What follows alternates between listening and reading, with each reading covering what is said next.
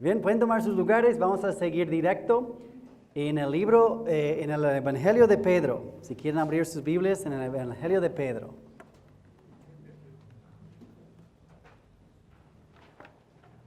Ahora, ¿cuántos estuvieron aquí anoche? ¿Cuántos estuvieron aquí anoche? Entonces, ¿ya están bien?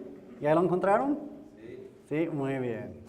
Porque anoche cuando lo dije, hubo como caras de enojo, de asombro, de como vamos a preparar ya la hoguera, a quemar al hereje, ¿verdad? Directo a la hoguera. Es el Evangelio de Marcos. El Evangelio de Marcos.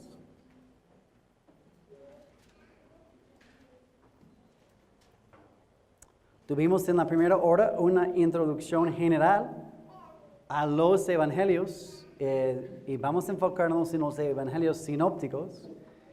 Y entonces comenzamos con el de Marcos.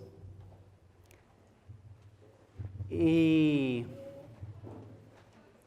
yo creo que hay una organización en la soberanía de Dios, que Mateo es primero y así Juan al final, pero tampoco es inspirado, no es el mismo nivel de importancia. Yo creo que en la soberanía de Dios viene en ese orden, pero no es que tiene que venir en este orden y sea inspirado el orden, ¿verdad? Por algo vamos a comenzar con Marcos, es el más breve y nos ayuda como que a agarrar vuelo en los tres evangelios sinópticos. Tema de Marcos: Jesús el siervo, el Hijo de Dios. Como vimos en la hora anterior, los cuatro evangelios dan desde su propio ángulo cada uno un entendimiento, una perspectiva ancha, amplia de la persona y la obra, la posición, rey, siervo, hombre, Dios del Señor Jesús. Entonces vamos a estar entrando en este libro que enfatiza que el Hijo de Dios es siervo. Bien. El autor, Juan Marcos, vimos esto ayer. De hecho, pues aquí tiene el bosquejo del sermón de anoche. Básicamente así siguió esta sección. O sea, agarré ese párrafo y platicamos de esta información, notando las fallas de Juan Marcos. Y a pesar de las muchas ventajas espirituales que él tenía por ser hijo de la señora quien hospedaba la iglesia en Hechos, Juan Marcos tuvo su problema. Esto mencioné más tarde en el sermón, pero en Marcos 14, 51, 52 habla de un joven que huyó desnudo cuando Jesús fue arrestado. Casi todos dicen que eso sí es el mismo Juan Marcos, el autor. Y no tienen que decir quién fue, porque todos sus oyentes, todos sus lectores, pues ya escucharon la historia. Todos se acuerdan de que cómo lo hizo. Y él, como de paso, menciona que, ¿sabes qué?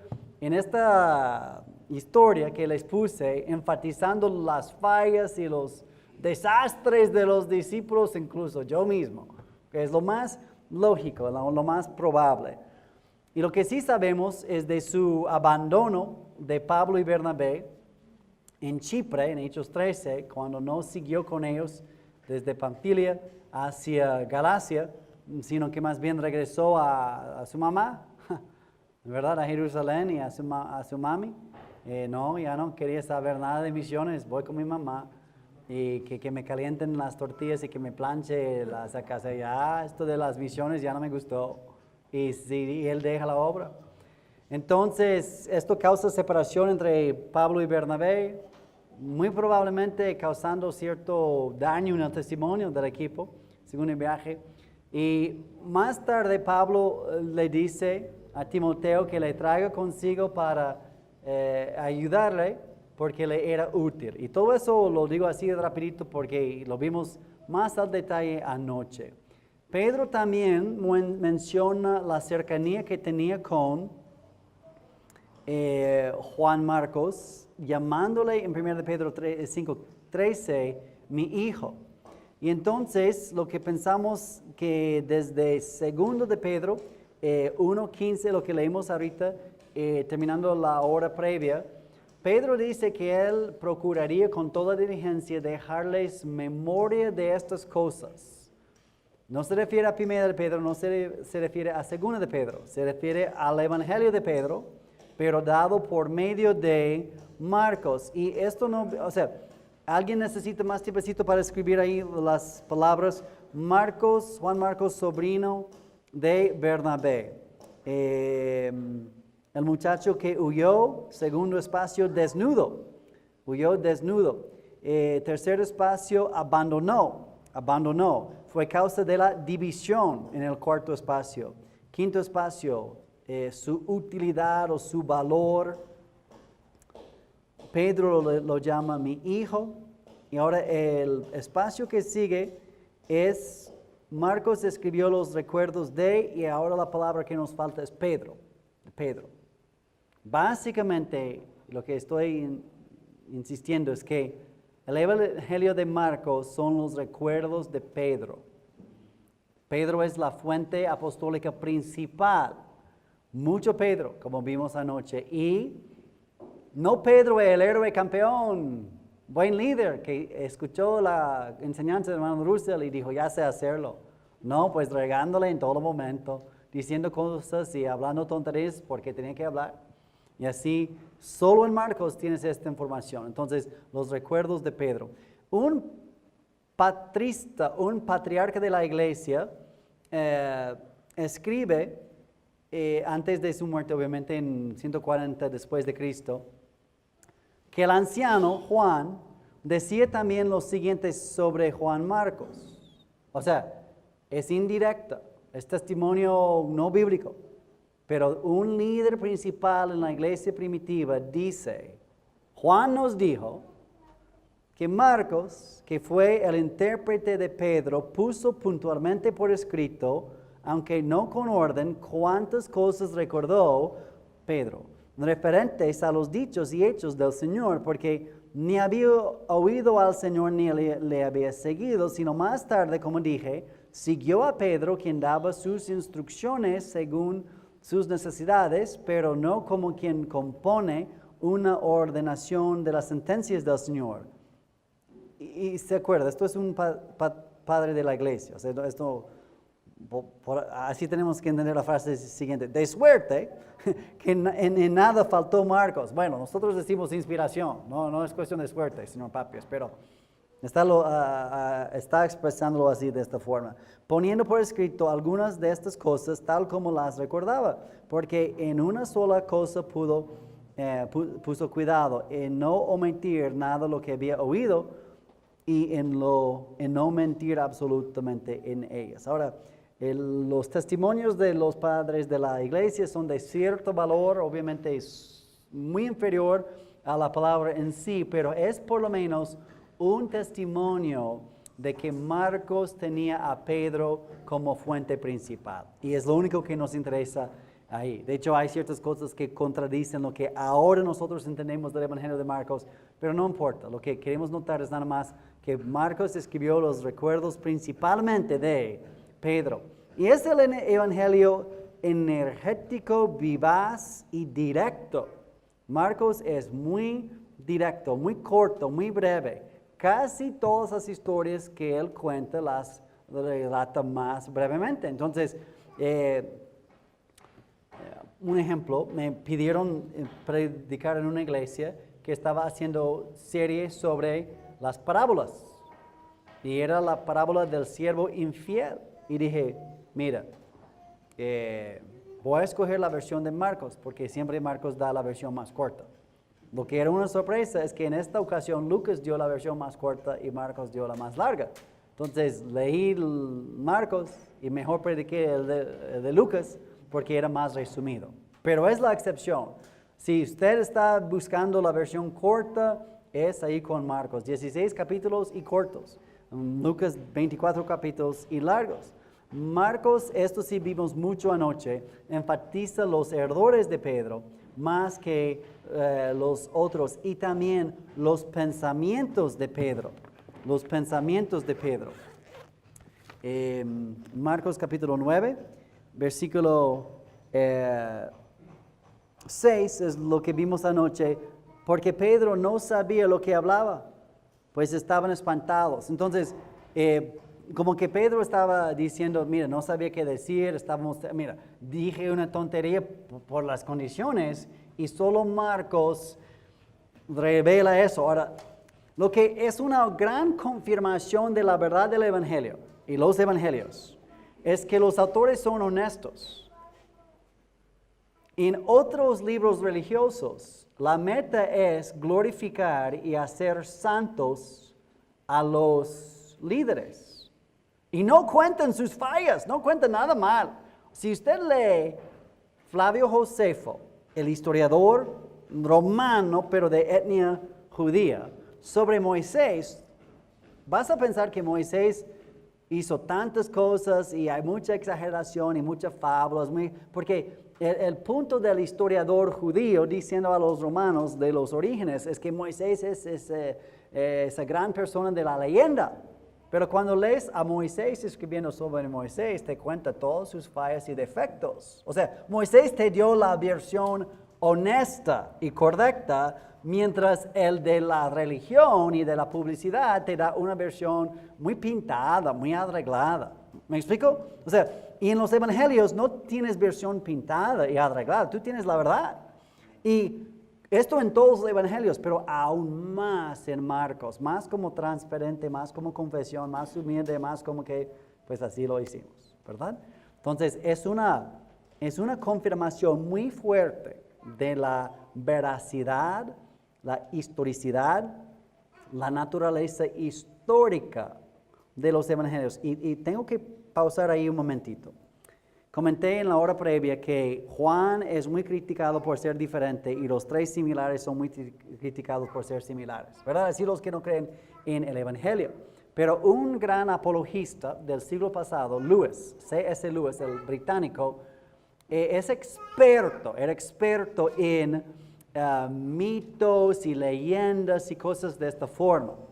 Y él no era creyente al principio, él era ateo porque no creía en milagros. De hecho, él tiene un libro que se llama Milagros y él defiende los milagros porque Dios le salvó y ahora se convirtió en un gran defensor de la verdad.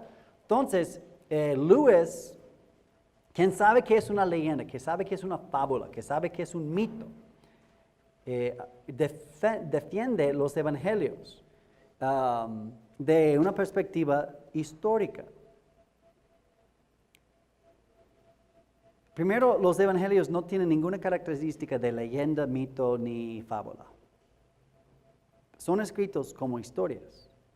Pero lo que hoy en día los que no creen en los evangelios y el evangelio y el Señor Jesús dicen es que, no, mira, lo que pasa y por qué hay tantos evangelios y de cada quien su ángulo, es que después, siglos después de la resurrección, los fanáticos, los aficionados, los seguidores del Señor Jesús se dividieron por regiones geográficas y por escuelas teológicas. Y algunas escuelas teológicas de los seguidores del Señor Jesús decían, no, es el Mesías Rey. Y otros decían, no, es que es el siervo. Y otros decían, no, pero era un ser muy humano. Y otros decían, no, es Dios mismo.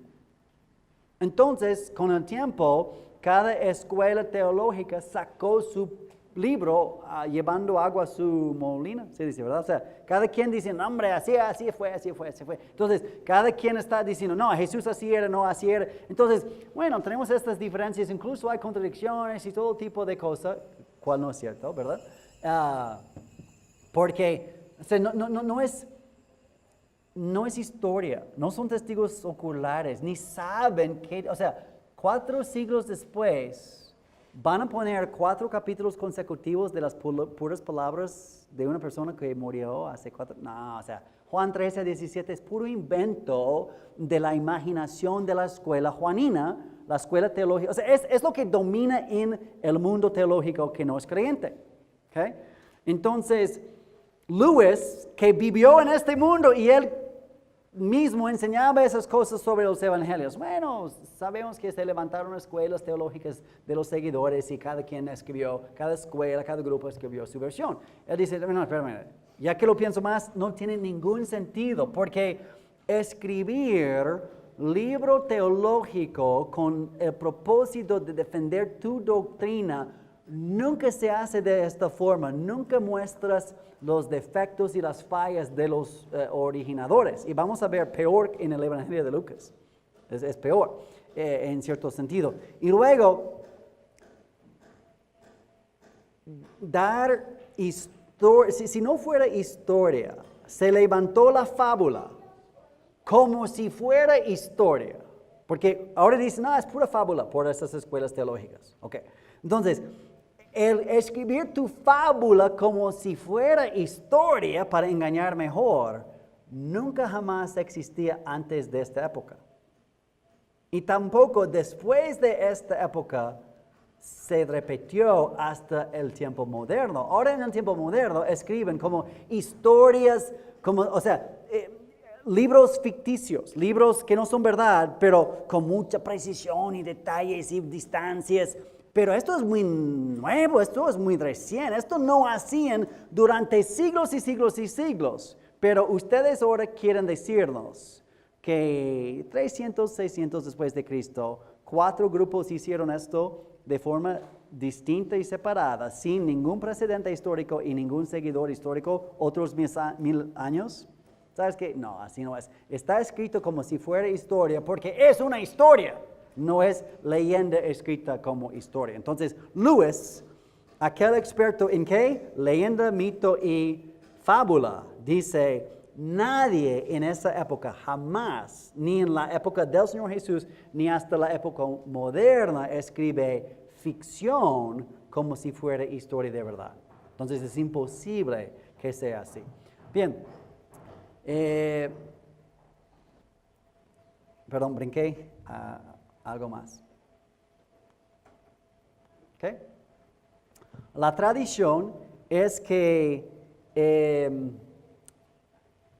Pedro en Roma, muy posiblemente, y Marcos también en algún momento, está ubicado cuando él relata la historia. Lo que sí es muy claro y muy cierto es que sus lectores principales, cuando él piensa en quiénes estoy hablando, son los romanos, son los latinos. Los romanos son los que hablaron latín, ¿verdad? O sea, este es el evangelio para los latinos, ¿verdad? Literalmente del latín de los romanos. Y, por ejemplo, sabemos porque él usa palabras arameas, pero él supone que el lector, al poner el arameo, no va a entender. Entonces, Marcos 5:41, tomando la mano de la niña, le dijo, bueno, ¿sabes qué le dijo? Talita cumi. Y el romano como que, ¿qué? ¿Verdad? Bueno, que traducido es, niña, te digo, levántate. Ah, pues eso sí me ayudó mucho, ¿verdad? Porque cuando me puso, o sea, ¿qué dijo Jesús? Pues arameo, ¿verdad? Normalmente en el Nuevo Testamento, en general, cuando dice hebreo, se refiere a lo que los hebreos hablaban en ese momento, que era el arameo.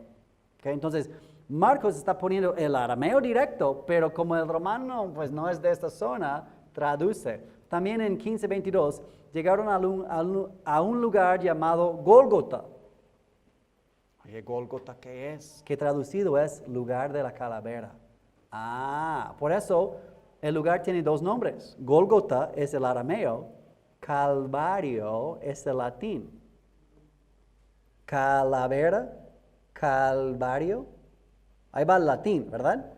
Pero Gólgota es lo que era el nombre en el idioma local. Lo llamaban pues el lugar de la calavera. Pero en arameo se dice Gólgota. Como el romano no va a entender, dice el lugar de la calavera. Ah, como Calvario. Pues eso mero, ¿verdad? Y también él usa el sistema romano en cuanto a la medición del tiempo. A la hora novena Jesús clamó a gran voz diciendo Eloi, Eloi, lama sabactane. Y otra vez, que traducido es el Salmo 22:1. ¿No lo entendiste? Sí, es el Salmo 22:1. Y cualquier arameo judío por ahí, sí, claro. Dios mío, ¿por qué me has desamparado? Pero el romano, primero que no es experto en el Antiguo Testamento y tampoco habla arameo. O sea, es obvio que el autor está intentando comunicar a cierta gente que no entiende arameo. ¿Bien? Y usa, si usted compara los evangelios, es uno de los errores que van a mencionar. No, es que Juan dice que pasó a esta hora y Marcos dice que pasó a esta hora. ¿Ves que es una contradicción? Digo, no, no es contradicción, es que hay 3 sistemas de tiempo. Los judíos tienen su sistema. El día comienza, ¿cuándo? Comienza el día para los judíos. Al ponerse el sol, 6 de la tarde. Y para los romanos a medianoche. Porque a mediodía, mira, el sol está ahí arriba. A la otra mitad del día, pues ahí comenzamos, cuando el sol esté ahí abajo. O sea, es lo que nosotros usamos. Y parece que los galileos usan 6 de la mañana para comenzar el día. Entonces, hay 3 relojes distintos en cuanto a qué hora es. ¿Verdad? Es como ir de una sección del país a otro país del mundo y es otro horario. ¿Verdad? Casi perdí un vuelo por eso. No cambio mi teléfono en el horario, pongo mi alarma y es 1 hora después. Y si no se hubiera levantado el otro compañero para decir, ya es hora, vámonos. No, mi alarma no va a sonar para otra hora. O sea, hay mucha confusión cuando hay múltiples horarios. No sé si usted va a algún pueblito que no cambie el horario de verano. ¿Sí? ¿Cuántos tienen contacto con pueblos? Sí, sí. O sea, es muy común. Y la verdad, ¿a qué hora vamos a hacerlo? Bueno, primero, ¿qué hora es? ¿Verdad? Y ya tienes que ir calculando. Así son también en los evangelios. Omite elementos judíos como genealogías. O sea, darme una genealogía de un judío a un ser romano como que, pues no, ningún interés. Pocas citas y alusiones al Antiguo Testamento. Eso no quiere decir que Marcos no cree en el Antiguo Testamento. Pero si Pablo habla al judío, si Mateo habla al judío, si el autor de Hebreos habla a los... A ver, ¿a quién habla el autor de Hebreos? A los hebreos. Claro, ¿verdad? Si el autor de Hebreos habla a los hebreos, va a citar la Biblia y ya con eso terminó el debate. No, pues dice aquí. Pues ya. Pero a un romano no va a tener el mismo peso, ¿verdad? Entonces, Mateo, cada 2 por 3, para que se cumpliese la escritura, no, para que se cumpliese la profecía, ¿verdad? Y ya, el judío, pues ya, ¿verdad? Y Marcos como que no tiene la ventaja de estar siempre apelando directo al texto. Entonces, no hace tantas citas ni alusiones al antiguo. También esto sí es muy interesante, es fascinante. ¿Te acuerdas como anoche en Lucas 12:12 dice María? María, ¿sabes? La mamá de Juan, cuyo sobrenombre es Marcos. Pues ahora sí, ahora sí, la mamá de Juanito, ¿verdad? Marcos hace lo mismo en Marcos 15. Veamos eso. Marcos 15:21. Y obligaron a uno que pasaba, Simón de Cirene. Y todos, a lo mejor casi todos los evangelios mencionan a Simón, que venía desde Cirene. Pero ¿quién es Simón de Cirene? Pues ahora te lo explico y ahora vas a saber quién.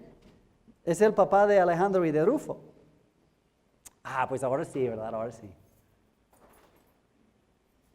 A usted esto no le ayudó para nada, ¿verdad? Espérame, primero quién es Alejandro y quién es Rufo, para que sepa después quién es su papá. ¿Qué es obvio? Es obvio que para esas personas, ándale, ahora ya el papá de Rufo, ahora sí. ¿Me explico? Que el autor suponía que esas personas conocían bien a Alejandro y a Rufo. Y dice, no, ¿saben qué? Esto no sé si sabías. El papá de él cargó la cruz del Señor Jesús. O sea, ¡órale! Rufo, ¿tu papá cargó? Sí. ¿Ok? Ahora, ¿dónde está la única otra mención de Rufo en la Biblia? Romanos 16:33. Perdón, Romanos 16:13. Donde desde Corinto Pablo está saludando a tantas personas en Roma, a quien él conoce o había escuchado o había conocido en algún momento. Romanos 16:13 dice, saludad a Rufo.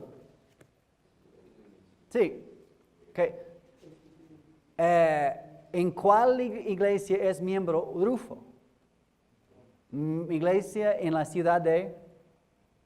O sea, la carta se llama Romanos. Esa es la iglesia en Roma. Rufo está en Roma. Vive en Roma. Va a la iglesia en Roma. Entonces, cuando en Marcos dice, mira, el papá de Alejandro y de Rufo, y todos, pues ahora sí, Simón de Sirene, está claro que sus oyentes son de Roma, porque conocen a Rufo. Pablo, cuando saluda a Rufo, está saludando a un hermano de la iglesia en Roma. Entonces, por estas referencias, es muy claro, muy obvio que Marcos tiene como destinatario, como el lector en quien o para quien él está escribiendo principalmente, es para esta iglesia en Roma y para el mundo romano. Propósito, convencer a los romanos a creer en Jesús como Salvador del mundo. Y el mensaje entonces es creer en el siervo que es Cristo, el Hijo de Dios. ¿Algún espacio que le hizo falta aquí? Yo voy a regresar para que puedan rellenar esos espacios. La tradición en cuanto a la proveniencia es en Roma mismo. En Roma mismo, Juan Marcos escribió esta historia. Los lectores, pues los romanos, si estaba en Roma, ¿verdad? Y usa palabras arameas, usa palabras latinas en vez de griegas. De hecho, hay ciertos ejemplos, no los vamos a ver. Si yo escribo eso, J, A, U, Z. J, A, U, Z. ¿Cómo vas a pronunciarlo? ¿Y qué es? Es casa en inglés. ¿Sí? Ahora, no es inglés. Inglés es H-O-U-S-E. Pero para que usted diga house, yo puedo escribirlo J-A-U-Z-O-S. Pero es inglés, escrito usando la fonética de español. Marcos hace eso con el griego. Y los que leen bien el griego dicen, oye chico, ¿qué hiciste aquí? Esto ni es griego. Pero está poniendo y diciendo las cosas y tú leyendo las letras griegas de tu idioma latino, tú dices la palabra correcta y ahora como que entiendes. Y como que es casi chistoso, pero Marcos está comunicando bien. No es un error, es comunicar bien a las personas con quien quieres comunicar, ¿verdad? Y eso sí es muy divertido si estudias varios idiomas. Escribir un idioma usando las reglas del otro idioma. Eso sí está padre. ¿Cómo? Modismo también es como expresión y manera de comunicar. Pero esto es como hasta la manera de escribir palabras, que es mucho más así, cambio. ¿Okay? ¿Alguna pregunta sobre esta primera página? Mayormente vimos mucho de esto ayer en el culto. ¿Ok? Fecha, y aquí hay mucho debate. Hay una teoría entre los escépticos, los que no creen, y se llama la teoría de la prioridad de Marcos. La prioridad de Marcos. ¿Qué es la teoría de la prioridad de Marcos? Que Marcos fue escrito primero. Y como no tenía muchas ideas, no era muy original, pues le fue muy corto el evangelio. Pero cada quien que llegaba después quería agregar algo, ¿verdad? Entonces Mateo dice, bueno, eso está bien, pero le voy a echar eso. Y Lucas dice, no, hombre, nada más eso, yo puedo hacer aún más. Esa es la teoría. Está muy mal, pero es lo que domina en el mundo académico, sobre todo no creyente. Incluso creyentes creen en la prioridad de Marcos, no es herejía, es una teoría. Entre los que no creen en la palabra, dicen que Marcos también tenía su fuente escrita. Y lo que sí es permitido es que autores bíblicos estudiaran y usaran fuentes escritas. Sí. Ahora, lo que ellos estudiaron y leyeron no es inspirado, pero da información, el Espíritu Santo les guía, les ayuda a saber, no, mira, aquí hay una contradicción, algo anda mal. Pero lo que es verdad, lo que queda aquí es verdad. Entonces, el uso de fuentes externas por autores bíblicos no nos es ningún problema porque el Espíritu Santo guía el estudiar y el pensar para que lo que el autor concluya como verdad y lo que él va a poner, eso sí es verdad. El Espíritu Santo cuida el proceso humano, por ejemplo, de Lucas 1, de la investigación que él hizo. Él va a hablar con muchos testigos oculares y no va a ser un testimonio unánime. Él tendrá que saber, mira, son 4 que dicen, 3 dicen así, el otro, no, ¿sabes qué? Así fue. Y estás haciendo una investigación. Bien, entonces, entre los que no creen en los evangelios, dicen Marcos tenía también su fuente que se llama Q, la letra Q. ¿Okay? Y él basa todo lo que él encuentra y pone en el documento Q. Mira, no hay ningún manuscrito, ninguna evidencia, ninguna razón para qué pensarlo. Pero como no quieren creer que Marcos lo dijera de forma más o menos original, pues tienen que dar el crédito a una fuente que no existe. Y Q a lo mejor tenía su fuente. Entonces, es una locura, pero en el mundo académico van teorizando qué habrá dicho en verdad Q. ¿Y cuáles serán entonces las fuentes de Q? Y ahora son tantas teorías. Y la verdad es mucho más fácil decir, Pedro dijo que quería dejar memoria. Un patriarca de la iglesia dijo que Pedro habló con Marcos, Pedro estaba en Roma, Marcos estaba en Roma, Marcos escribió. O sea, nos parece muy lógica, sencilla y natural. Y si además usted cree en la inspiración, pues ya se acabó el debate, ¿verdad? Porque el Señor, el Espíritu Santo está guiándole. Bien, pero por esa teoría muy común de la prioridad de Marcos como base de Lucas y Mateo, pues tiene que ser escrito primero, si es la base de Marcos, de Mateo y Lucas. Personalmente yo no creo en la prioridad de Marcos. Yo creo que Mateo fue escrito primero. Entonces, hay mucho énfasis en sufrimiento y en persecución en Marcos. ¿Te suena como 1 de Pedro? Sufrimiento, persecución, suena muy petrino. El énfasis marcano, o sea, de Marcos en sufrimiento. O sea, esto es muy Pedro en Marcos, enfatizar sufrimiento y persecución. ¿Y cuándo pasó la persecución? Más tarde en la vida de la iglesia. Al principio, pues, la persecución era muy poca, muy local, muy Jerusalén y judía la persecución. Pero ya para los años 60 están arrestando a Pablo y echándole en la cárcel. Pero lo perdonan. Y más tarde la persecución, incluso la persecución política y romana va en aumento. Y entonces mi conclusión en lo personal es que el Evangelio fue escrito hasta después de los otros dos, en 67 y 68. Lo que yo entiendo, lo más lógico es que Lucas escribió mientras Pablo está en la cárcel en Cesarea. Le da 2 años para ir a hacer su investigación en la tierra donde pasó todo y hablando con los testigos oculares, Lucas está escrito antes. ¿Okay? Y si Santiago es comentario, la carta de Santiago, si el libro de Santiago es comentario sobre el Sermón del Monte, según Mateo, y Santiago es comentario sobre el Sermón del Monte. O sea, usted puede comparar y mira, Jesús dice, Santiago como que da su comentario, inspirado. ¿Ok? Entonces, si Santiago es de los primeros libros escritos en el Nuevo Testamento, la iglesia es casi puro hebreo, es a los hebreos. Mateo también a los hebreos. Es muy lógico para mí pensar que Mateo es el primer libro escrito del Nuevo Testamento, argumentando que Jesús es el rey de los judíos. La iglesia es casi pura judía en ese tiempo y Santiago escribe también a los judíos, dando comentarios sobre el Sermón del Monte y diciendo, mira, porque el rey dio su manifiesto en su sermón, tenemos que vivir de esta forma. Y ya más tarde que la iglesia se extiende al nivel global, otros libros toman un enfoque más gentil. ¿Okay? Entonces eso es como a grandes rasgos, como yo entiendo los evangelios. Mateo, Lucas, Marcos en el orden de escribirse. Esto no es inspirado.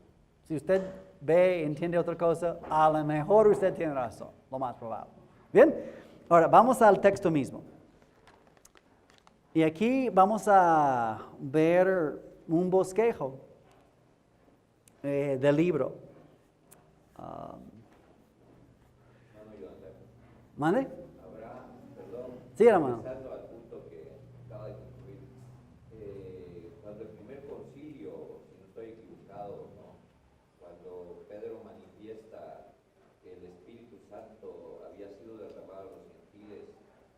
¿Habrá algún dato en el tiempo? Ok, sí. ¿Están Hechos 11 con Cornelio o están Hechos 15 con el concilio de Pablo y Bernabé? ¿Cuál concilio? Está cuando es derramado el Espíritu Santo. Sobre Cornelio. Sí. No tanto. La fecha clave es Hechos 18. Galión está en Corinto. Esto nos hizo fácil el Nuevo Testamento. ¿Por qué? Porque Galión está en Corinto, según las fuentes externas, 1 año y medio. Pablo está en Corinto 1 año y medio. Entonces sabemos exactamente en cuál año estuvo Pablo en Corinto, 51. 51, 52. Y esto es capítulo 18. ¿Okay? Entonces, pensamos que el concilio en 15 de Hechos es el año 49. 49. ¿Okay?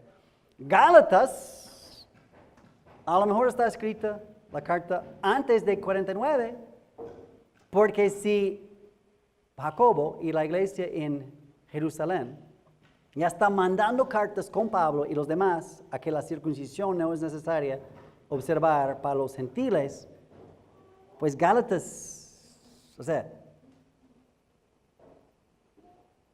por lo menos haría referencia a eso, o sea, como que esto ya se decidió. Pablo de antemano ya da la respuesta en Gálatas. Parece que Gálatas está escrita antes de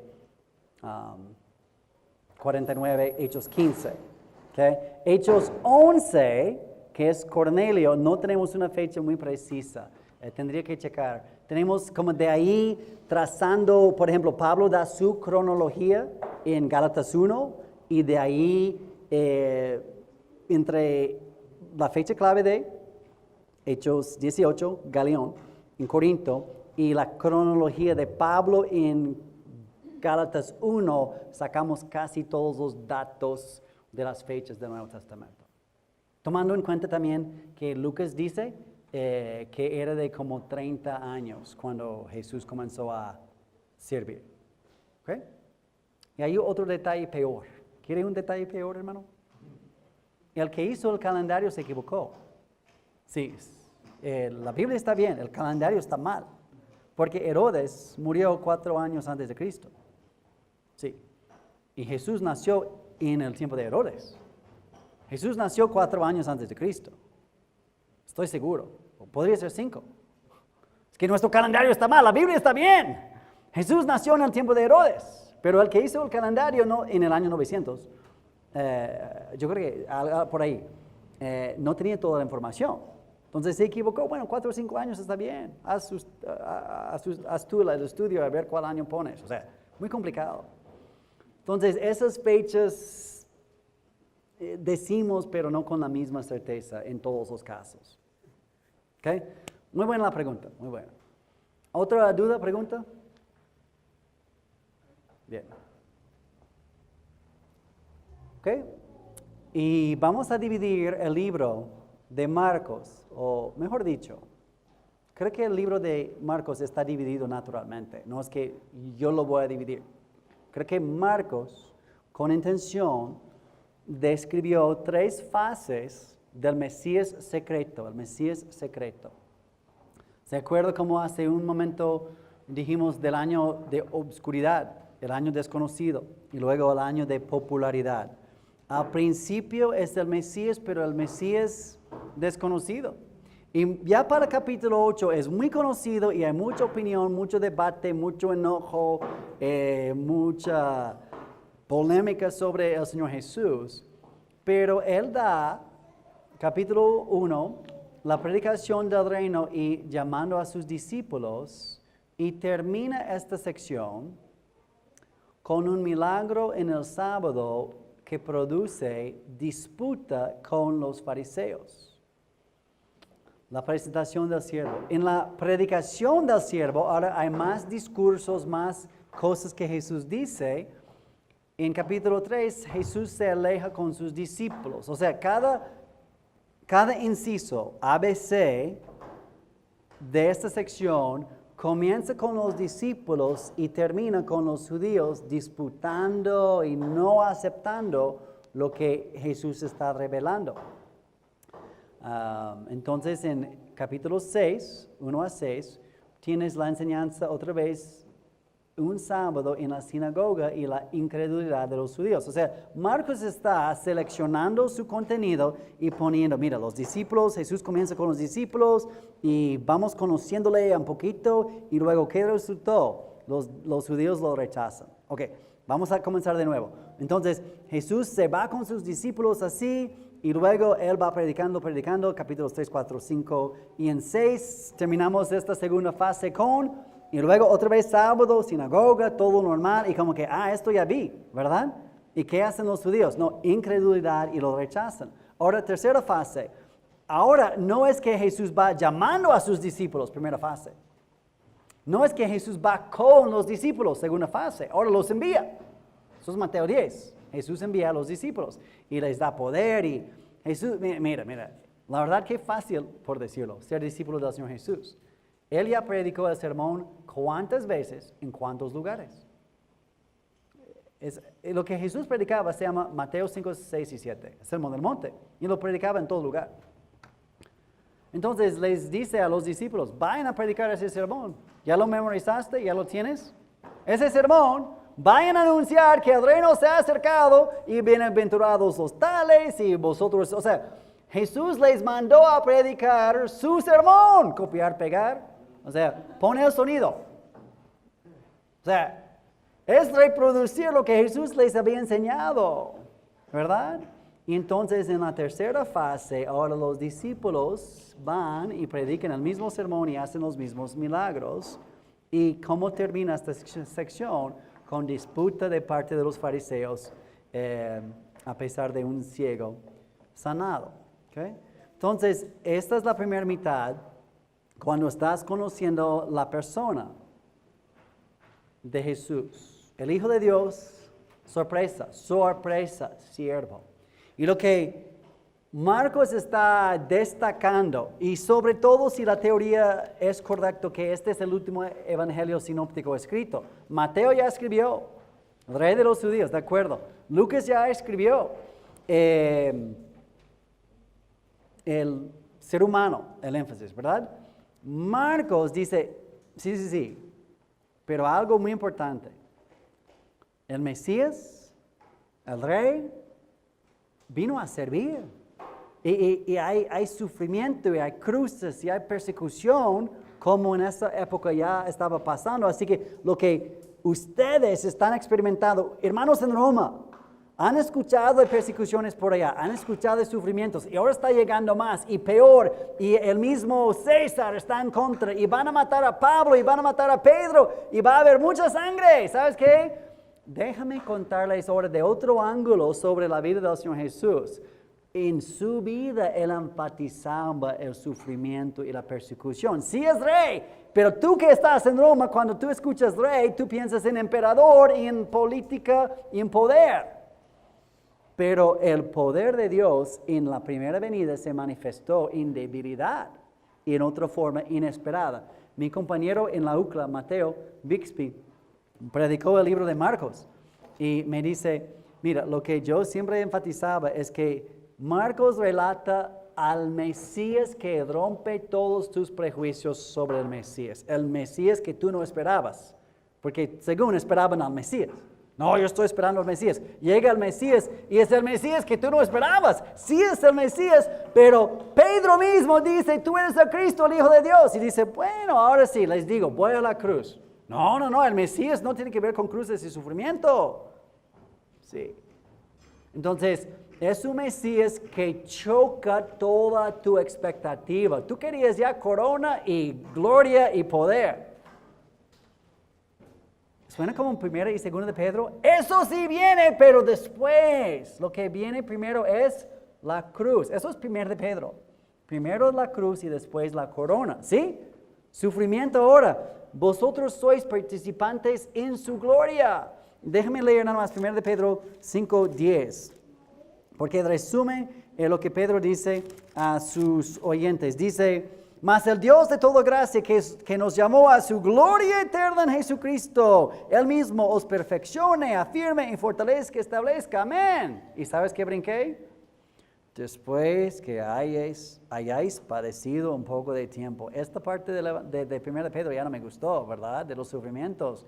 Pero Marcos está relatándonos que el Mesías glorioso, venidero en las nubes y con sus ángeles, eso sí, pero es Mesías primero de sufrimiento. Entonces la segunda mitad es el Mesías sufriente. Y aquí vamos a escuchar la instrucción del siervo,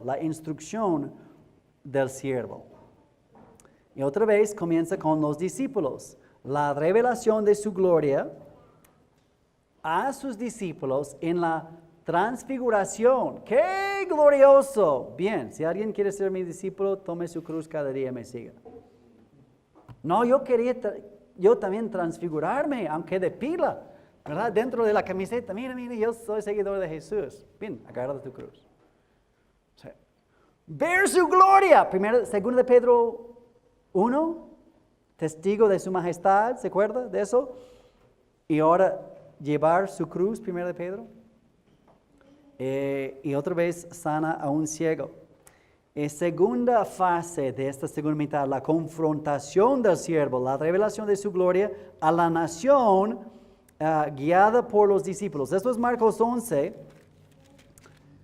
Y en su entrada triunfal, Jesús se ofrece cual Mesías, cumpliendo la profecía de entrar en Jerusalén de esta forma y todo como había dicho. Y los discípulos van con él, o sea, gritando, Hosana, bienaventurado, el que venga en el nombre del Señor, bendito el reino de nuestro Padre David que viene. Mucho reino, ¿verdad? Mesías. Hosana en las alturas. Pero en esta sección va contra los fariseos y produce más disputas y rechazo y persecución. Y ahora en la última fase, capítulos 14 al 16, tienes otra vez la Pascua con sus discípulos y concluye el libro con su victoria, con su gran comisión a los discípulos a pesar de las persecuciones y disputas. Entonces, hay un tema muy subrayado que comienza cada fase. Note usted eso. Quiero que alguien me diga. Fase 1, 2, 3 de la primera sección, fase 1, 2, 3 de la segunda sección. Hay una palabra subrayada en cada inicio de cada fase. Es la palabra discípulos. Sí, porque el discípulo Pedro está relatando cómo el siervo del Padre se hizo siervo de los discípulos y trabajó mucho en ellos para hacer a los discípulos siervos. ¿Qué pensabas que el siervo iba a producir? ¿Cacahuates? No, en serio, o sea, un siervo vino a entrenar a estos discípulos que buscaban corona, trono. Y en todo momento, mira, yo quiero producir siervos.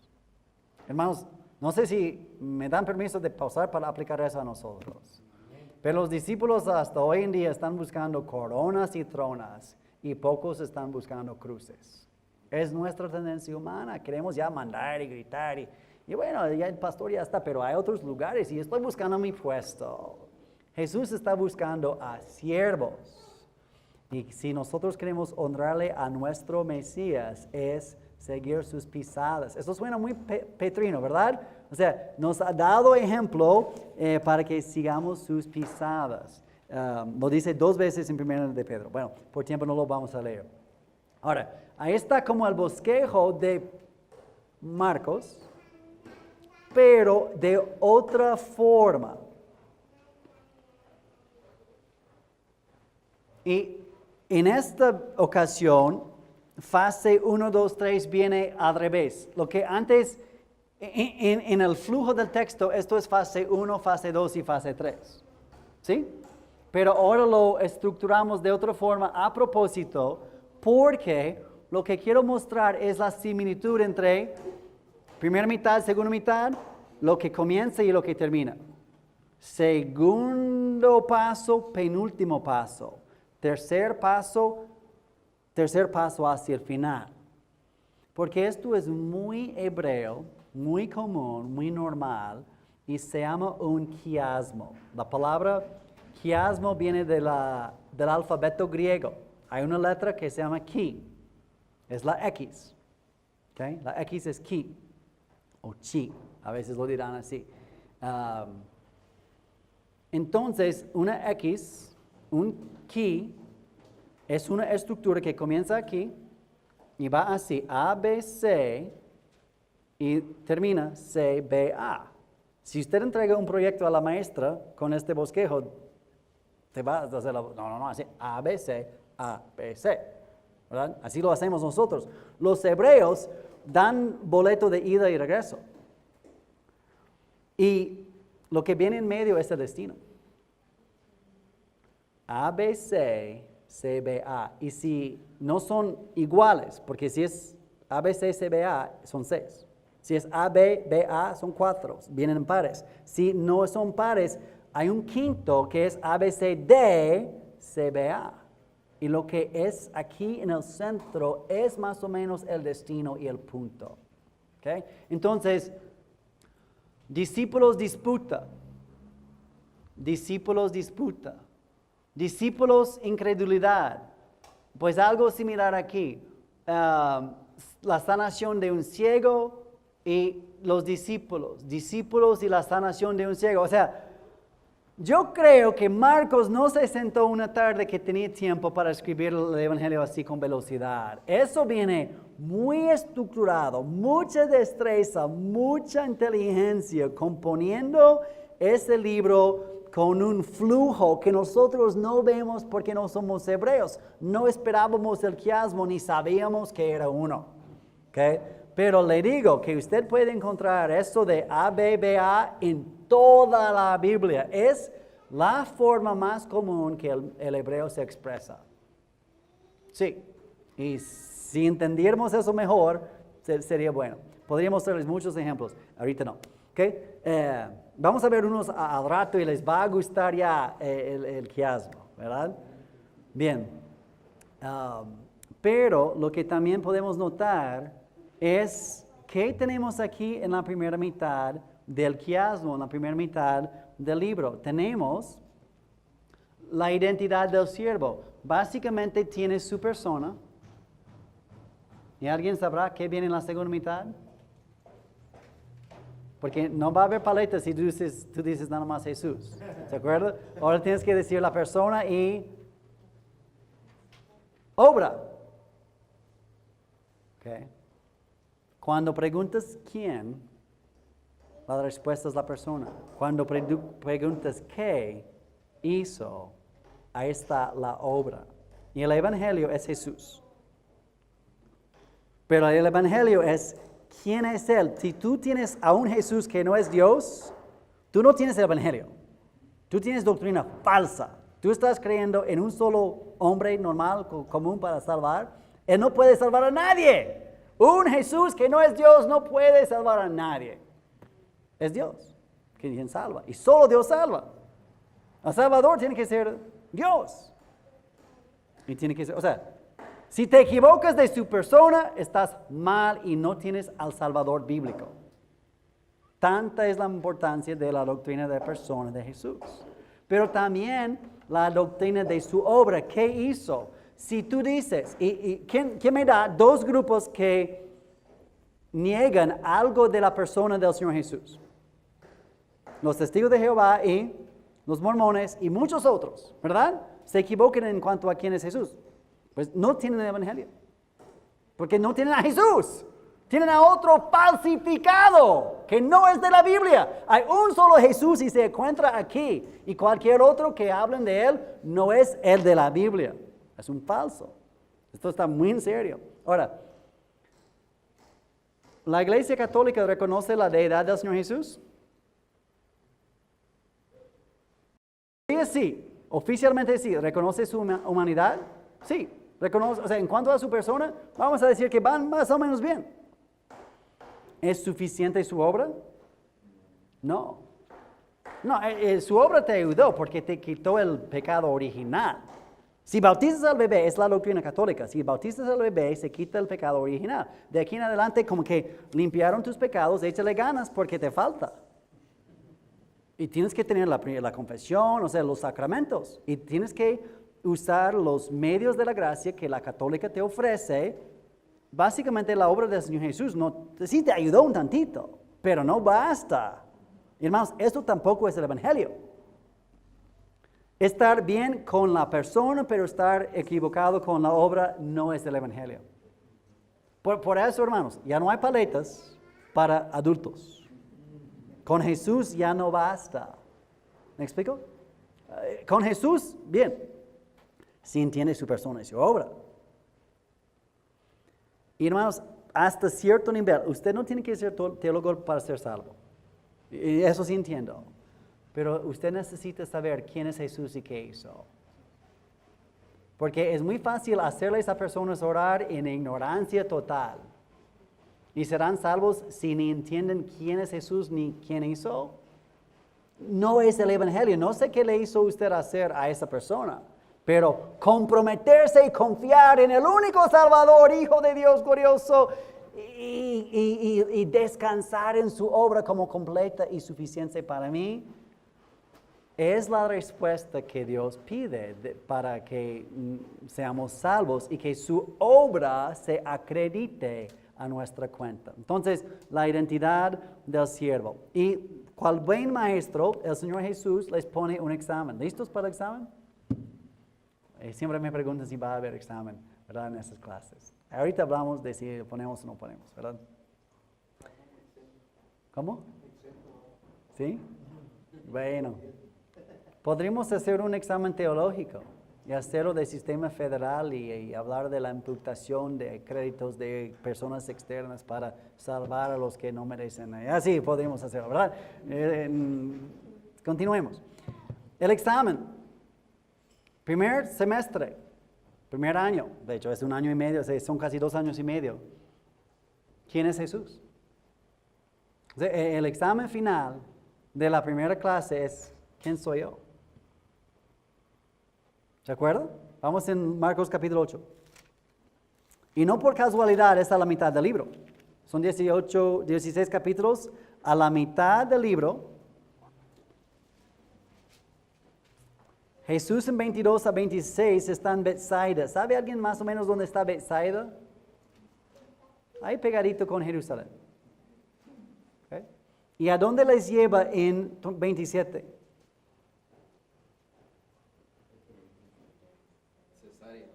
Cesarea de Filipo. Ok, aquí tenemos un mapa. Jerusalén. Cesarea donde estaba Cornelio. La costa, Pedro, Hechos 10. Cesarea de Filipos. Es en Líbano o en Siria, dependiendo en cuál época gana cuál país. Okay. Ahora está en Israel porque es un lugar bíblico y querían tenerlo para los turistas. Y lo tomaron y es suyo. Es Dan. Es Dan. La palabra Jordán sale de Dan. El río Jordán sale de Cesarea Filipos, de Dan, de aquí en el norte. Entonces, en 8, 22 a 26 están en Bethsaida. Y Jesús, voy a tomar cierta libertad, ¿verdad? Jesús les dice, mira, les voy a hacer una pregunta. Ok. Hagamos una caminata primero. Ok. ¿Vale? Caminan 51 kilómetros. Ahora les hago la pregunta. ¿Ya tengo tu atención? O sea, no sé si Jesús les dijo saliendo de Bethsaida. Pero lo que sí saben los discípulos es que desde Bethsaida como que vamos directo al norte. Vamos al norte. Y llegamos a territorio gentil. Muchos sitios bíblicos tienen nombres hebreos. César no es nombre hebreo. Cesarea no es nombre hebreo. Filipos, o sea, y van en un territorio gentil. Aquí está Cesarea de Filipos, en Dan. Y hay una cueva que los paganos llaman la puerta del Hades. Porque el río que brota de aquí, según la mitología griega, sale del Hades mismo. Dentro de esa cueva donde mana el río a ver abajo, a ver quién, es la puerta del Hades. Y ven la roca enorme de donde sale ese río. En ese lugar, los romanos y los griegos pusieron muchos templos. Y todavía en la actualidad usted puede ver fundamentos y columnas, nichos, muchas evidencias de muchos templos griegos y romanos. ¿Okay? Están en territorio hostil, puro paganismo. Y el Hades y este río es, según la mitología griega, es la sede del dios Pan. Nada que ver con comida. El dios de pánico. Nuestra palabra pánico es del dios griego Pan, que produce temor. Según los griegos es una cabra que va espantando a las personas. ¿Okay? Hay mucha influencia griega en nuestro español. ¿Okay? Entonces Jesús les lleva a un sitio gentil, frente a un panteón. ¿Sabe qué es un panteón en griego? Theos es Dios y pan es todo. O sea, un lugar donde están todos los dioses. ¿Sí? Eso es lo que la palabra panteón quiere decir. No es cementerio. En griego, panteón es todo Dios. O sea, es ahí donde están todos los templos. Jesús les lleva a ese lugar, la sede de un Dios. Los dioses griegos y romanos, todos ahí a la vista. ¿Cuál templo quieres?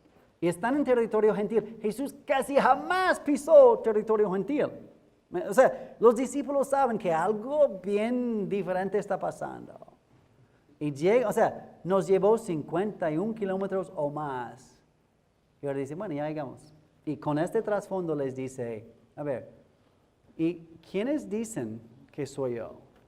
No, Jesús, te hablan bien bonito. Dicen que eres Jeremías, o de los profetas, o Elías regresado de la muerte, Juan el Bautista, o uno de los famosos. ¿Sabe qué? Es insuficiente. No. Incluso si tú dices con Pedro, hagamos 3 enramadas, Elías, Moisés y tú. No. Este es mi hijo amado, a él escuchen. No le pongan al nivel de Moisés y Elías. Pedro pensaba que elevaba mucho. Mira, Jesús es como Moisés y Elías. No, esto es denigrarlo, esto es ponerlo abajo. Tú tienes que entender que Jesús es infinitamente más que todo eso. Entonces, el año de popularidad. No, Jesús es, quién sabe si es Juan el Bautista mismo regresado de la muerte. Quién sabe si es Isaías, quién sabe si es Jeremías el que escondió el arca del pacto. Tal vez Jeremías resucitó y va por el arca del pacto y vamos a entrar en el reino. O sea, ya mero. O sea, son las expectativas que la gente tiene. Y Jesús escucha las expectativas inferiores de la masa. Y no basta esta perspectiva. Entonces Jesús les pregunta, ¿y vosotros? ¿Quién decís que soy yo? Y respondiendo Pedro le dijo, tú eres el Cristo. Tú eres, Mateo agrega, el Hijo de Dios, ¿verdad? Tú eres el Cristo. Tú eres el verdadero Mesías, el prometido, el único, superior a todos los demás. Y Él les mandó que no dijesen esto de Él a ninguno. Por eso estamos diciendo el Mesías secreto, secreto. Porque en algún momento, por ejemplo, en Marcos 8, primera historia, la alimentación de los 4,000, ya la popularidad subió tanto que están buscando tomarlo al Señor Jesús por la fuerza y ponerle frente a un ejército. Porque quieren votar a los romanos, quieren echarlos. Y Jesús dice, no, el Mesías que ustedes están buscando, yo soy el Mesías. pero no el que ustedes están buscando. Yo soy un Mesías de otro perfil y con otro programa total a lo que ustedes esperan. Entonces, no les da permiso de anunciar que Jesús es el Cristo. ¿Se imagina? O sea, en nuestro contexto que cada domingo dicen, mira, vayan a testificar, vayan a decir, vayan a repartir folletos, porque te caes, ¿verdad? Jesús está diciendo, no le dices a nadie nada, callados, que soy el Mesías, ¿verdad? Hasta resucitado. Porque la gente iba a entenderlo mal, porque la gente no entendía su obra. Decir que es Mesías, bueno, corona, no. Decir que soy Mesías, cruz. Por eso Jesús quiso ser el Mesías secreto, el Mesías fuera de esta aceptación equivocada por las masas. Entonces, pues ya terminaron el primer tetra, primera clase. Y los discípulos contestan porque ahora confiesan su persona. Bien. Y comenzó, 31, comenzó a enseñarles. No les había enseñado. Ahora comienza a enseñarles otra cosa más. Ellos han visto su predicación, el sermón del monte, los milagros y todo eso. Ya que confiesan, es el Mesías, dice, ok, les digo, ¿a qué vino el Mesías? Que le era necesario al Hijo del Hombre, título mesiánico, también de debilidad. Le era necesario al Hijo del Hombre padecer mucho, ser desechado por los ancianos, por los principales sacerdotes, por los escribas, y ser muerto y resucitar después de 1, 2, 3 días. ¿Qué no entendiste? Esto les decía claramente, o sea, con un arameo bien directo. Ellos escucharon exactamente todo eso, pero ¿qué comprendían? Nada. No estaban esperando eso y no querían eso. Y cuando resucita el Señor Jesús camino a Emaús, Él platica con los discípulos y dice, que no entendían que le era necesario que el Mesías padeciera, y comenzando con Moisés y por los profetas y en todas las escrituras les explicó lo que él decía. Pero el judío en esa época, y es entendible, no debemos criticarlo, si usted hubiera estado y yo también hubiéramos estado pensando lo mismo. Los profetas hablaron de la venida del Mesías y la gloria, el reino y la victoria. Directo, vamos. Pero no anticiparon dos venidas. No, o sea, desde la perspectiva profética, no podían discernir que el Mesías vendría una vez a sufrir y la segunda vez a reinar. Es lo que no aclaró bien el Antiguo Testamento. El Antiguo Testamento habló de los sufrimientos y de la gloria. Primera de Pedro, ¿verdad? Los sufrimientos, el Espíritu de Cristo que estaba en ellos, el cual anunciaba de antemano los sufrimientos y las glorias que vendrían tras ellos. El Antiguo Testamento, pero ponerlos en dos épocas distintas, separadas por 2000 años, no lo dijo Isaías, ¿verdad? Entonces, ellos dicen, Mesías, ¡boom!, la victoria. Juan el Bautista, ¿se acuerda? El hacha ya está en su mano y va a traer fuego. Todo eso es cierto en la segunda venida. Entonces, cuando Marcos aquí dice, mira, les decía claramente eso, pero no entendían y no aceptaban esa verdad. Entonces Pedro le tomó aparte, Señor, mira, tenemos que hablar, ven, que no escuchen los demás, porque esto es un consejo muy sabio, muy privado para ti, ¿verdad? Que no te escuche Tomás ni Juan, mira. Comienza a reconvenirle. Pero él, volviéndose y mirando a los discípulos, o sea, Pedro quería darle el consejo en privado y Jesús le regaña en público. Quítate de delante de mí, Satanás, porque no pones la mira en las cosas de Dios, sino en las de los hombres. Y llamado a la gente, a sus discípulos, les dijo, mira, soy el Mesías. Acaban de confesar eso y acabo de decirles que no les dijera a nadie. Ahora, Pedro me dice que no vaya a la cruz. ¿Sabes qué? Si alguno quiere venir en pos de mí, niéguese a sí mismo y tome su cruz y sígame. Y como, ¿sabes qué? Este proyecto ya no me gustó. O sea, ya para un momento en Cesarea de Filipos estaba ya, es el Mesías, ya, bien a gusto. Y para unos poquitos versículos después está diciendo, todo el que quiera salvar su vida la perderá. Y todo el que pierda su vida por causa de mí y mi evangelio la salvará. Porque ¿qué aprovechará el hombre si ganara todo el mundo y perdiere su alma? ¿O qué recompensará dará el hombre por su alma? Porque él se avergonzare de mí y de mis palabras en esta generación adúltera y pecador. El Hijo del Hombre se avergonzará también de él cuando venga. Ahora da la pauta. Cuando venga en la gloria de su Padre con sus santos ángeles. Y lo único que los discípulos querían entender es, con que sí viene en la gloria con los santos ángeles, sigamos. Pero todo lo que dijo de la cruz y de los sufrimientos, no, pues ahorita vemos cómo es eso. Pero mientras vamos sobre la corona. Hermanos, somos seguidores del glorioso coronado Jesús. Dice el autor de Hebreos, citando Salmo 8, todavía no vemos al ser humano coronado de gloria y de honra, como es a propósito divino. Adán fracasó y el hombre desde entonces no ha tenido la honra y la gloria como Dios quería dar al ser humano, pero Cristo recuperó todo y vemos a Él ya coronado de honra y de gloria. Y el Evangelio, la buena nueva, es que el Rey regresará para establecer su reino y su voluntad será hecha sobre la tierra tal como se hace en el cielo mismo y reinaremos con Él y seremos exaltados con Él, participaremos en su gloria. 1 de Pedro, si es que padecemos con Él ahora. Y ese detallito es donde siempre trabajamos, ¿verdad? Evangelio de Marcos, siervos, sufriente, humildes.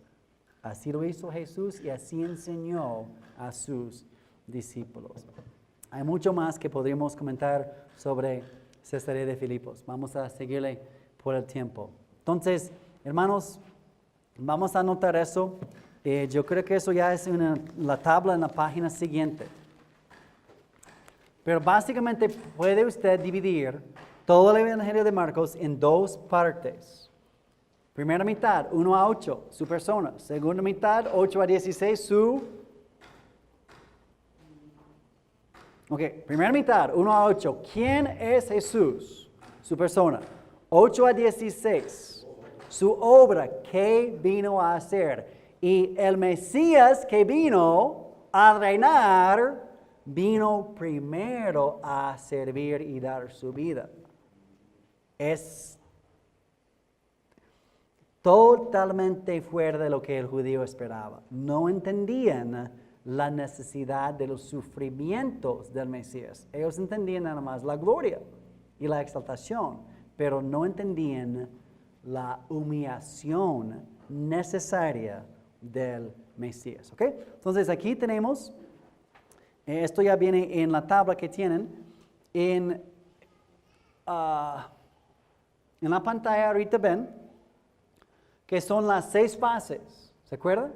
Primera mitad, segunda mitad, ¿ok? Y esta sección central, ¿se acuerda lo que dije sobre el quiasmo? Si es A, B, BA o ABC, CBA son pares. Cuando no son pares, hay una cosa extra que es el centro. ABCBA, ABCD, CBA. Este centro es más o menos el punto, el destino del viaje. El viaje de ida y vuelta. Pero ese es el lugar donde tenemos que llegar. ¿Cuál es el lugar que tenemos que llegar? Entender la persona. Capítulo 8, la confesión de Pedro, 27 a 30.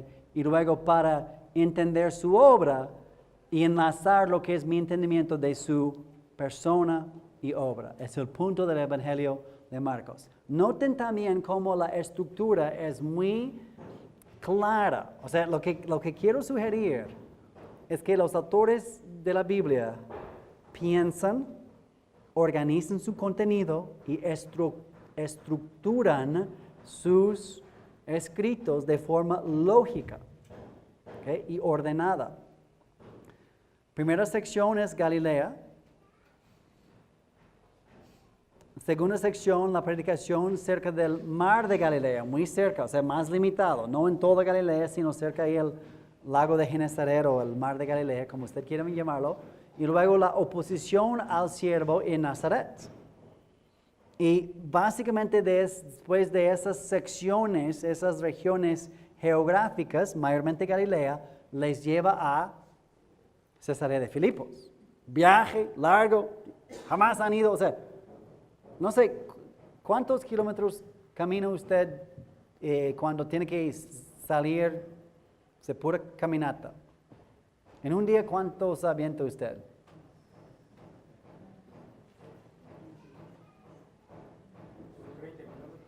¿Cómo? 30 kilómetros, ¿sí? Se podría. Entonces, hermano dice, bueno, si camino sin parar 12 horas, puedo hacer 30. ¿Alguien más puede? O sea, yo con 6, 7, 8, no, pues, o sea, estoy buscando drive, ¿verdad? So,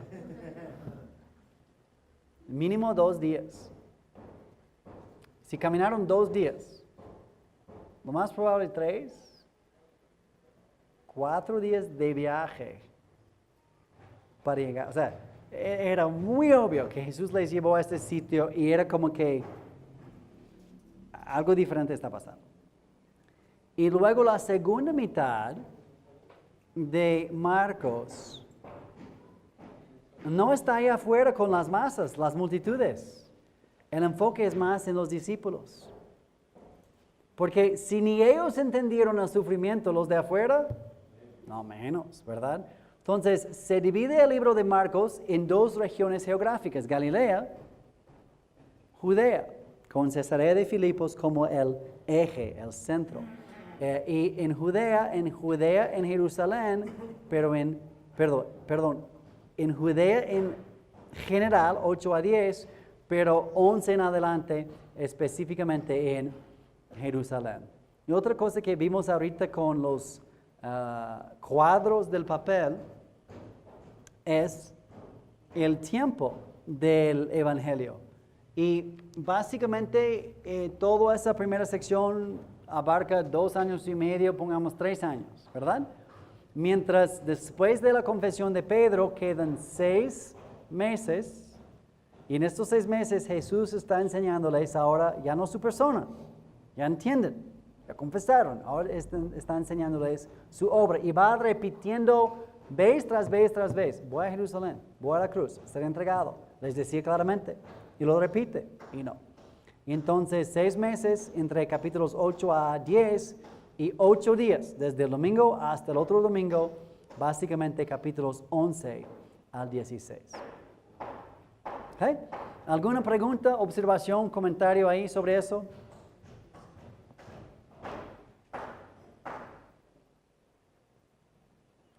Okay. Esto tenemos que ver con, esto no viene en sus hojas.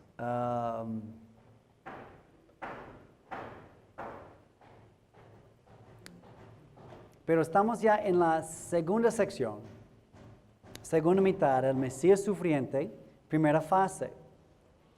Y hermanos, esto pasa 3 veces. Capítulo 8, Jesús anuncia sus sufrimientos. Pedro le dice que no. Y entonces Jesús enseña sobre lo que es el costo verdadero de un discípulo. ¿Ya entendieron? No. En capítulo 9, ¿qué pasa? Jesús de nuevo anuncia sus sufrimientos. Y en capítulo 9, esto es tremendísimo, hermanos. 9:30.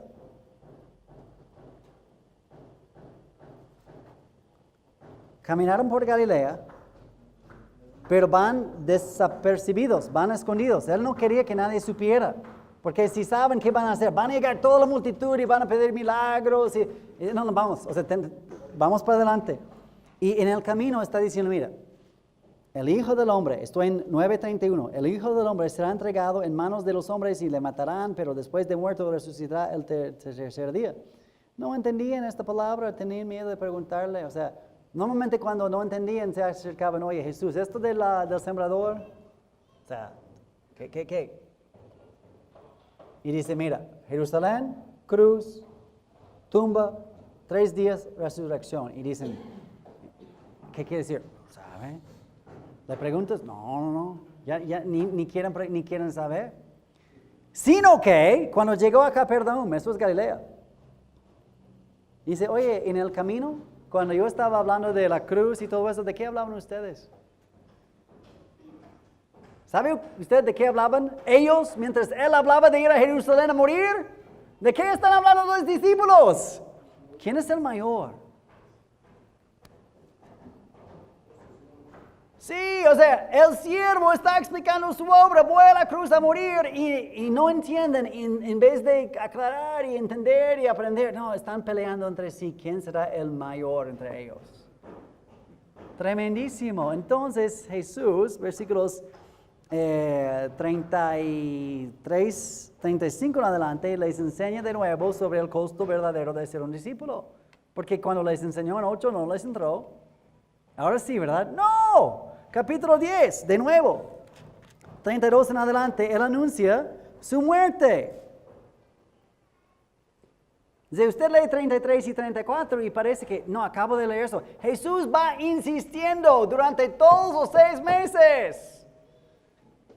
¿Y qué hacen los discípulos? Mandan a su mami a pedirle los tronos. Versículos 35 en adelante, Juan y Jacobo se le acercaron y dijeron, Maestro, concédenos algo. No, primero me dices que quieren. Pues nada más el primero y segundo trono en tu reino. O sea, ¿escuchaste lo que dije en 33 y 34? Ahorita no hay tronos.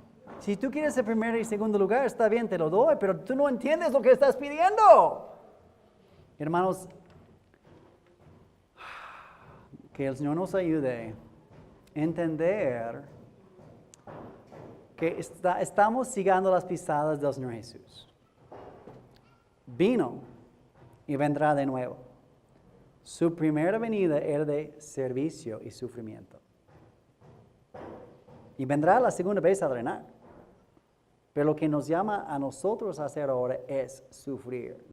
Usted ha escuchado a personas predicar el Evangelio de prosperidad. Una cosa sé, no leyeron Marcos. Están peleando por los tronos. Están buscando preeminencia, están buscando posiciones. Pues, hagamos caso a lo que Jesús dijo. Y si a propósito predican un evangelio, según, entre comillas, de prosperidad, tienen que usar el Antiguo Testamento. Porque Dios tuvo un plan para Israel. El plan para Israel era ponerles en una tierra fija, con frontera y con sistema político, y bendecirles locamente para atraer a las personas. Funcionó una vez en la vida de Salomón. Reyes y reinas hicieron fila para buscar el secreto. El hijo de David daba sabiduría. Esto producía bendición y prosperidad. Pero en el Nuevo Testamento, ya que vino el hijo de David, él dice, todo eso viene pero después. Lo que viene ahora es sufrir. Y tenemos toda bendición espiritual. Dice, ya tenemos todo lo que Dios va a darnos en la persona del Señor Jesús, y crecer en Él es todo lo que me interesa. Y si además me prospera en lo económico, en la salud y en la familia, pues qué bien, Dios es muy bueno. Pero es otro plan para la iglesia. El plan para Israel es ponerte en un país para que lleguen los pueblos. ¿Cómo? Atraídos por la bendición. Si obedecieran, Dios les iba a bendecir. El plan para el Nuevo Testamento es mandarnos ovejas entre lobos. Y al sufrir, sigamos fiel y mantenemos el testimonio. Y dicen, ¿cómo es que siguen creyendo y profesando frente a los leones y los sufrimientos y los insultos en el pueblito? Es otro plan para la iglesia. Bienvenidos al Nuevo Testamento. ¿Sí? Esto de atraer a todo el mundo por la prosperidad era para Israel y es para el reino y la eternidad. Pero ahorita es otro sistema que Dios está usando. Bien, ¿qué tal si les ofrezco 12 tortas? 12 tortas de Marcos. 12 tortas bíblicas. ¿Sí? Ahorita, bueno, anoche nos confundimos con el Evangelio de Pedro. Ahorita les explico lo que es la torta de Marcos. Vamos al capítulo 11 para un ejemplo de una torta. ¿De qué habla Marcos en Marcos 11, 12 a 14?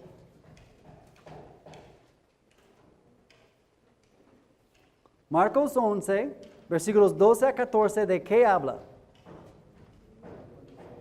La higuera. ¿De qué habla en 20 a 26? De la higuera maldecida. Otra vez. ¿Pero de qué habla en 15 a 18? ¿O 19? 15 a 19. Oye, Marcos, ¿qué te pasó? Mira, hablas de la higuera, hablas del templo y luego hablas de la higuera.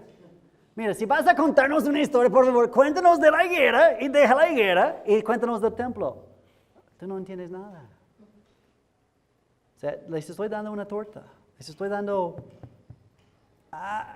una microestructura literaria. Ahí está la palabra técnica, ¿verdad? Microestructura literaria. ¿Qué está pasando si nos habla de la higuera y del templo y de la higuera? Algo está pasando. Aquí está el pan. La higuera que tenía hojas. La higuera cuyas hojas ya están secas. ¿Okay? Una torta literaria es un tema y el mismo tema. Pero en el centro del quiasmo hay otra cosa. Y hay una conexión indubitable y directa entre este tema y esta historia. Entonces, si usted está predicando 15 a 18 o 19, o si está predicando 12 a 14, o 20 a 26, usted necesita entender que la sección es 12 a 26. Ahí está la sección. Y usted puede predicar la primera, la segunda, la tercera parte, está bien. Pero vamos a entender cómo Marcos estructura muchas veces historias y enseñanzas y van juntas y se interpretan entre sí. Es sumamente importante y espero que sea muy práctica. A es el tema, el pan. B es otro tema. Y A es el primer tema otra vez. Pero no se perdió, no se equivocó, no se desvió. No como que, pues ni modo, que no estoy en la época de las compus, porque hubiera bordado y hubiera puesto esto, porque ya lo puse y como no tengo cómo bordar. Bueno, está bien, quería decir algo más de la higuera. Se me olvidó mencionarles, hermanos, de la higuera, ¿sabes qué? Eso no es lo que pasó. ¿Okay? No es el caso. ¿Se acuerda de la palabra X? Ki, la letra X, quiasmo. La torta es un pequeño quiasmo de A a A. ¿Okay? Y Marcos, si acabamos de ver en la pantalla que todo el Evangelio de Marcos es una X, es el quiasmo, pues tampoco nos vamos a sorprender cuando encontramos por todas partes en el Evangelio de Marcos micro o pequeños quiasmos. Un ejemplo es el paralítico, capítulo 2. Capítulo 2, Jesús habla del paralítico. Versículos 1 a 5. Y versículos 5b a 10 sale un debate teológico. ¿Ok? Y entonces termina esta sección 10b a 12 con el paralítico. Y este ejemplo nos ayuda mucho. Porque con el paralítico hay algo visible, tangible, palpable, que todos podemos entender. Echaron acá bajo a alguien que no puede caminar. Bien, así comienza. Y Jesús dice en versículo 5, yo te perdono los pecados. Pues qué padre, pero mis pies, mis piernas, o sea, yo vine para sanación. ¿verdad? Me trajeron, no al culto, me trajeron al hospital. Y Jesús lo hace a propósito. Él quiere picar a los que están ahí sentados. Hombre, o sea, la verdad. O sea, ni lo quiero imitar porque es tanta blasfemia. Que alguien dijera, no, te perdono todos tus pecados. ¿Tú quién eres para decir eso? La verdad, tú, no. Solo Dios puede hacer eso. Y Jesús con toda esa enseñanza, te perdono todos tus pecados. Y todo el mundo como que, ¿qué dijo? Y hay un gran debate. Y dice, ok, mira, ¿cuál es más fácil decirle a alguien? ¿Te perdono los pecados o pues levántate y te vas? Pues es más fácil decir te perdono los pecados. ¿Verdad? Porque quién sabe si se perdonaron. Pero por otro sentido, es más fácil decirle levántate y te vas porque solo Dios puede perdonar pecados. ¿Sí o no? Entonces, para que sepas que cuando yo digo te perdono los pecados, yo sé que estoy diciendo levántate y vete. O sea, para que ustedes crean que tengo el derecho de perdonar pecados, voy a mostrar algo, digamos, más difícil. Porque según es más fácil decir, no, te perdono los pecados. Pues quién sabe. Pero si le digo al paralítico que se levante, que se vaya, pues van a saber si se hizo o no se hizo. Entonces, para que sepan que cuando yo dije que sus pecados son perdonados, se perdonaron, ahora les digo, levántate y vete. Y se levanta y se va. ¿Okay? Entonces, la enseñanza teológica está totalmente conectada con el paralítico. Y eso sí entendemos con mucha claridad, ¿verdad? De hecho, en nuestras Biblias viene como una sección. Pero también es una torta. Paralítico, pero el tema teológico en medio. ¿Y sabes qué? El paralítico Jesús lo usó para mostrar su autoridad sobre más que una enfermedad, su autoridad sobre la causa original de toda cosa mala, el pecado. Él no vino solamente a arreglar los efectos del pecado, Él vino a abordarlos y tratar el asunto por completo. ¿Sí? Entonces, este ejemplo es muy entendible porque vemos la conexión muy obvia. Pero quiero sugerir que siempre en estas tortas hay una conexión temática. Marcos no se desvió y se perdió. Normalmente, B es el mensaje. ¿Se acuerda del templo? O sea, higuera, templo, higuera. ¿Qué tiene que ver? Mira, el templo es la enseñanza. La higuera es la ilustración. Entrando en el templo, ya sabe que va a enseñar. Va a la higuera. Jesús sabía que no había higos. Todo eso es planeado y preparado, pero lo comunica en una forma que el ser humano puede entender, ¿verdad? Entonces se acerca a la higuera y dice, mira, no hay higos. Maldita sea la higuera. Y los discípulos como que, y van al templo y dan la enseñanza.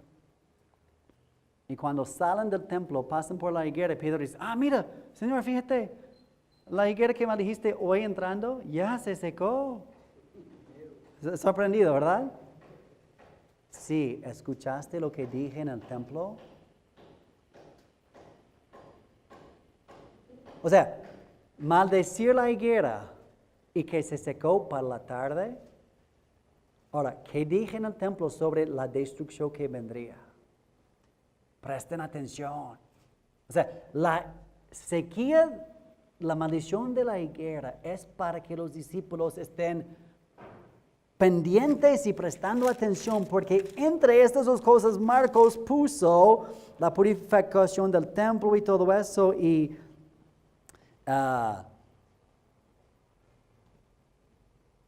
lo que estaba, o sea, su autoridad de esperar en el templo fruto. Se fue a la higuera y no encontró fruto. Maldita la higuera. Se fue al templo y ¿qué encontró? Negocio. Sacerdotes estafando a pobres. Y dijo, no, ¿sabes qué? Eso no. O sea, de la higuera aprende que en mi casa no estamos jugando. ¿Ok? Entonces, 12 al 26 es una sola sección que Jesús ilustra en el pan el mensaje de la carne, de la torta. ¿Ok?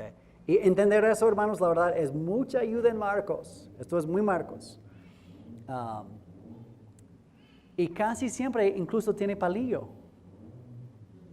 Una conexión que traspasa toda la historia. 2:5 le dice al paralítico. 2:10 le dice al paralítico. ¿Okay? Y es muy sutil esto, pero Marcos es muy inteligente y lo compone de forma exquisita. Y supone que sus lectores van a estar como que no solamente leyendo deprisa, sino estudiando con cuidado y prestando mucha atención a esos detalles. Hermanos, no hay ninguna palabra casual. No sé si estamos de acuerdo. Es la palabra de Dios. No hay ninguna palabra casual y bueno, así se expresó. El Espíritu Santo está guiando cada palabra, si es singular o plural. Hasta ahí está. ¿Cómo se escribe o sea, Jesús dijo ni una yod, ni un tilde, ni una...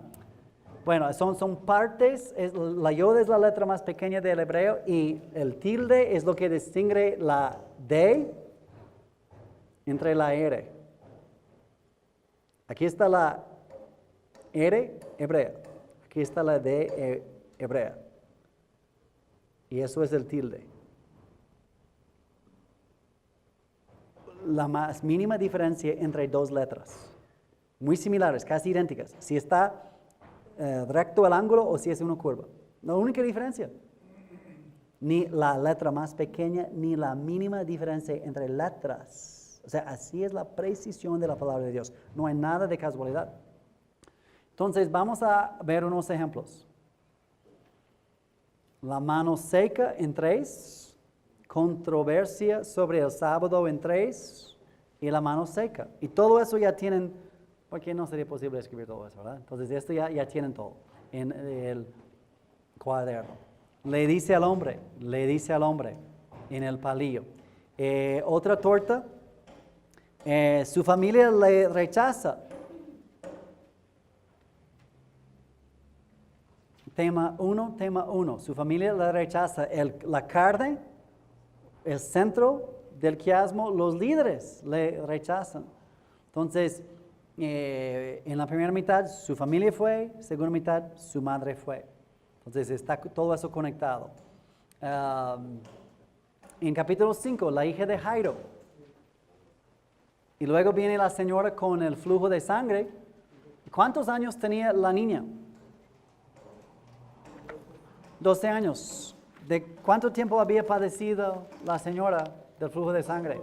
Mira, hay muchos detalles que Marcos no tenía que mencionar, pero estos dos detalles mencionó para que tú entendieras que estas dos cosas pasaron juntas y en ese momento y todo eso era planeado. Dios llevaba 12 años preparando para esa tarde. ¿Sí o no? La señora padecía 12 años en la voluntad del Dios benévolo.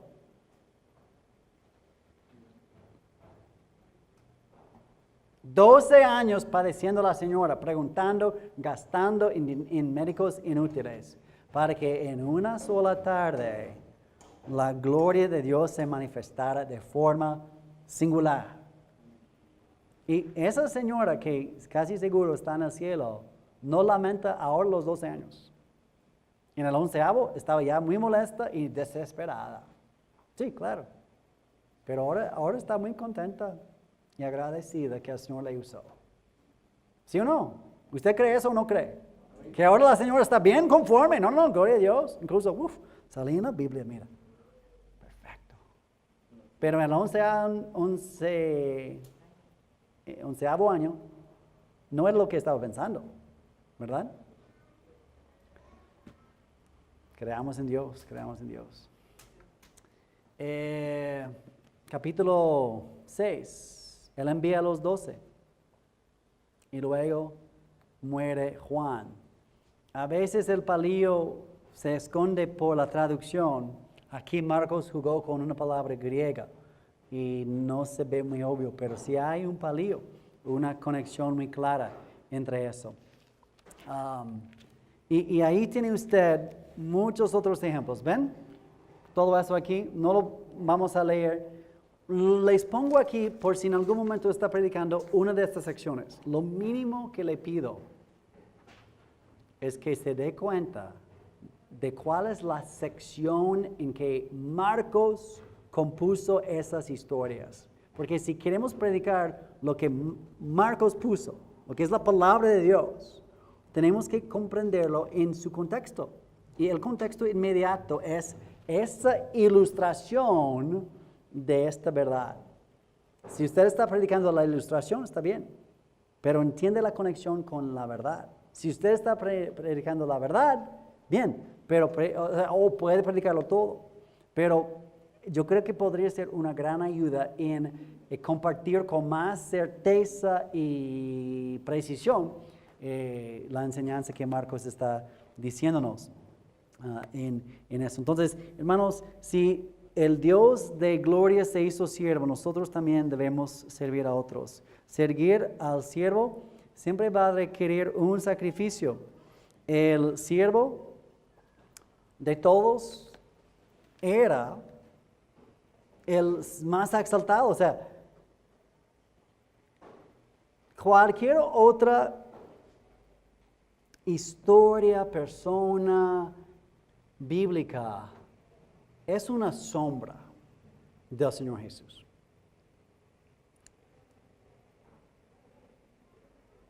Jesús es, y uso esta palabra con cuidado, Él es el máximo, mejor, yo iba a decir el extremo.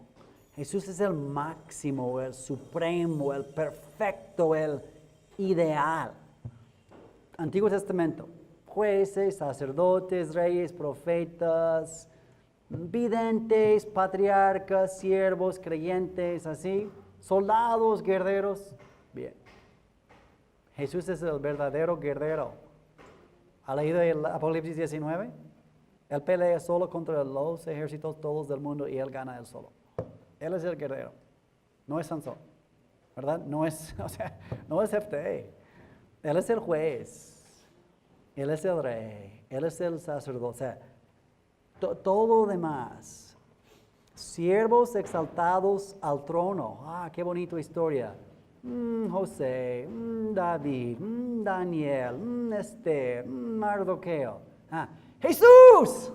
Ahora con Jesús tiene la paleta, ¿verdad?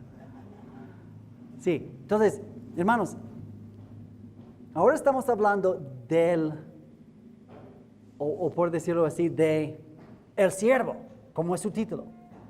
El siervo, el gran siervo. Pero ¿entiende quién es él?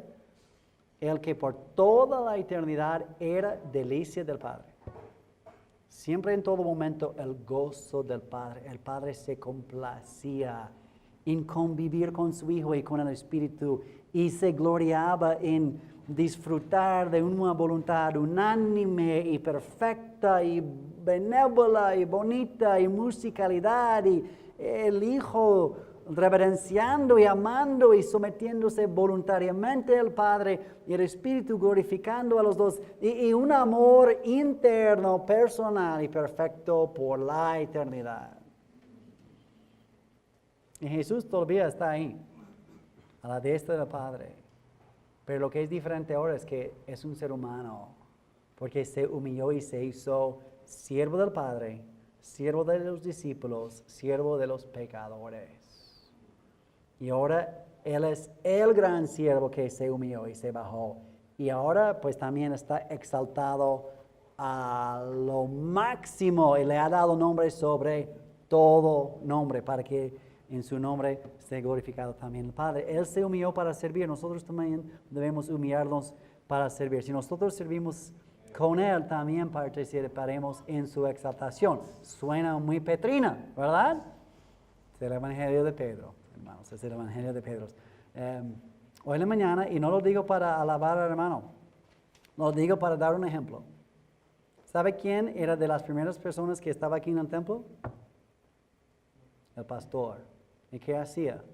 limpiaba las bancas. A lo mejor nadie más vio, pero me parece muy cristiano. He conocido a líderes en la iglesia que pues son los líderes y mandan.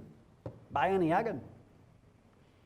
El verdadero ministro y líder es el que primero agarra la toalla. En Coyutla hay un pastor, hermano Manuel León, no sé si lo conoce. Después de la enseñanza y el campamento, lo veo cargando la banca más grande. Sol, calor y todo. Le digo, hermano, ¿le he ido? No. Yo cargo la primera banca. Les digo a los jóvenes que carguen bancas, pero yo les pongo primero al ejemplo. Y dije, eso sí es un hermano que entiende al Señor Jesús. Hermanos, seamos siervos, seamos humildes. Dios nos exaltará en su tiempo. Pero mientras tomemos nuestro cruz cada día y sigamos las pisadas del Señor. Padre, pido que tú nos ayudes a entender, a aceptar, no ser como Pedro, que al escuchar que eres el Mesías, que tu Hijo es el Mesías, que se gozó, pero luego escuchar de cruces y sufrimiento, ya no quería saber nada. Ayúdanos a entender y aceptar el papel nuestro ahora en sufrir persecuciones, rechazos por la familia, por los líderes, todo lo que tu Hijo padeció, pero creyendo también en su victoria, en su venida gloriosa, que nos entreguemos plenamente a Él y en todo momento, en todo pensamiento, en todo aspecto de nuestras vidas, que le sirvamos a Él como Él lo merece. Pedimos así, creyendo que es el verdadero y glorioso Rey. Y en su nombre te alabamos. Amén.